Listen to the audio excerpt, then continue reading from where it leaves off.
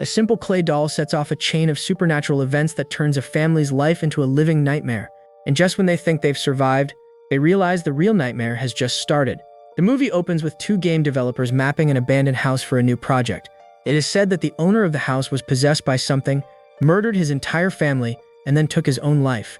The massacre was incredibly brutal, and the wife's body has never been found.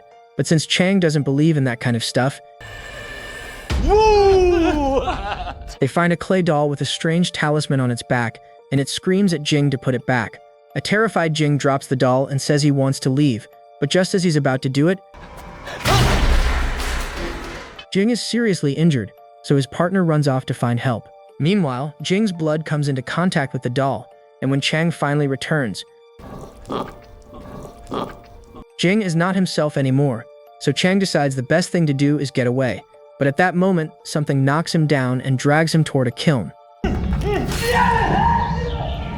Then we're introduced to one of the main characters, Chuan, who's expecting a baby girl with his pregnant wife, Muha.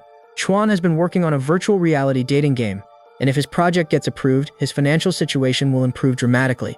Unfortunately for him, his proposal gets rejected supposedly because it doesn't have a strong business model. On top of that, everyone at the company is worried because Jing still hasn't shown up.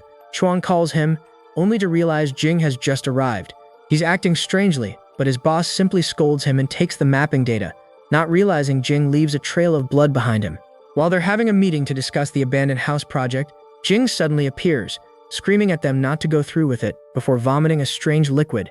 By the way, the man who was with Jing was just a contractor, so no one has really been worried about him.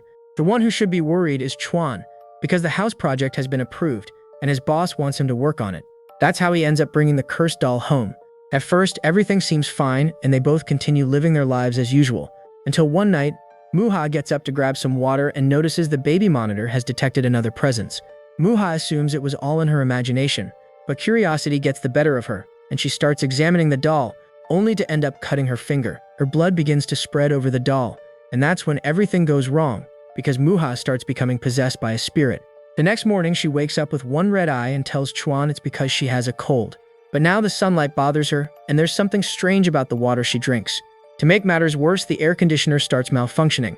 Muha feels like something is wrong, but when she tries to leave,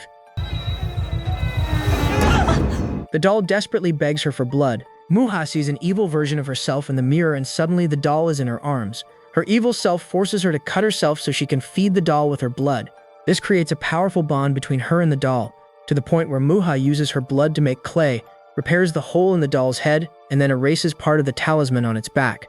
That night, Chuan finds the restored doll and also notices the talisman on its back. But even worse, his wife is completely out of control.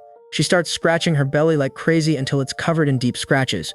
Poor Chuan has no idea what's happening to her, so he tells his boss everything. His boss says it's just hormonal changes and gives him a good luck charm so Muha can have a safe delivery. Later, Jing calls Chuan, saying he needs help, while Chuan goes to Jing's house, only to find him with an injured eye. He tries to tell Chuan that it's all the doll's fault, but Muha pours her blood onto an old doll, and then Jing begins to feel everything Muha does to the doll until she finally kills him. Chuan is still confused, but he has an idea which doll Jing was talking about. But that night, he cuts his foot, and at that moment, suddenly, a red entity tries to possess him, but in the end, it has to let him go because his boss's charm protected him. However, Chuan sees the red entity return to his wife, so he starts to understand what's happening and goes to a temple to ask about the talisman. Besides pointing out that several characters are missing from the talisman, the man explains that this type of talisman is extremely dangerous.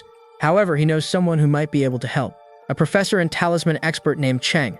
While he's teaching one of his classes as usual, Chuan asks him if it's possible to restore an incomplete talisman. At first, Cheng flat out refuses to help, but he can't ignore that particular talisman, because they're used to seal away the most dangerous spirits, and since talismans have thousands of possible combinations, he isn't sure he can complete it. Still, he says he'll at least give it a try. Chuan immediately takes him to see his wife, who tries to attack him without hesitation.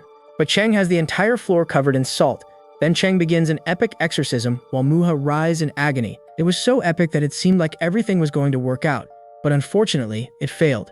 So for now, they'll have to leave the spirit inside Muha's unconscious body.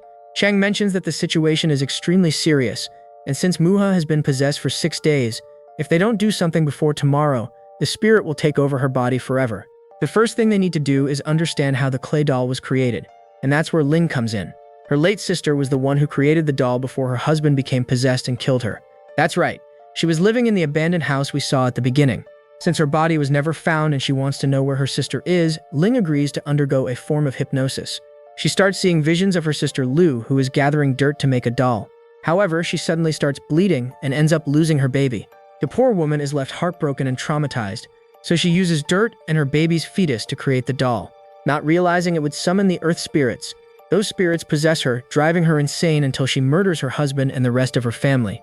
After regaining her senses, she seals the spirits inside the doll, walls herself up behind a hidden partition, and starts a fire to end her own life. Now that they know the doll's origin, they have to find Lu's body, so Chuan and Cheng head to the house together. To put an end to everything, they also need the complete talisman. Chuan enters the house's virtual reality simulation to find the missing piece, while Cheng searches for Lu's body in the real world. After fending off several spirits trying to possess him, Cheng finds the woman's body inside the kiln. Meanwhile, inside the simulation, Chuan finds the doll along with the missing piece of the talisman. But at that moment,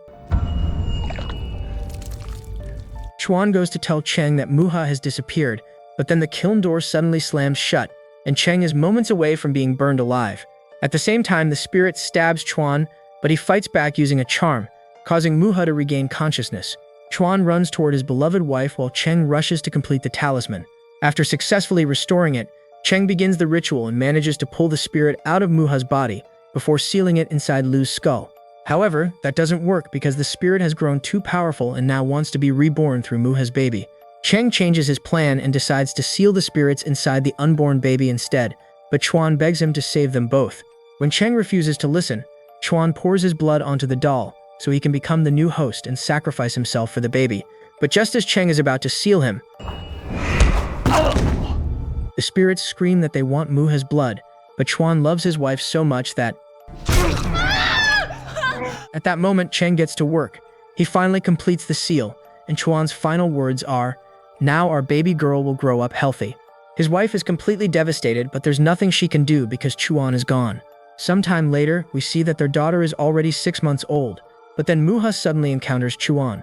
She tells him how much she misses him, and Chuan tells her he'll always be with her inside the virtual reality game he created himself. But then we learn that Cheng uses talismans to capture spirits and manipulate people's life force. In fact, he's keeping Chuan alive for his experiments. We also discover that Ling is his accomplice, and that's how the movie ends.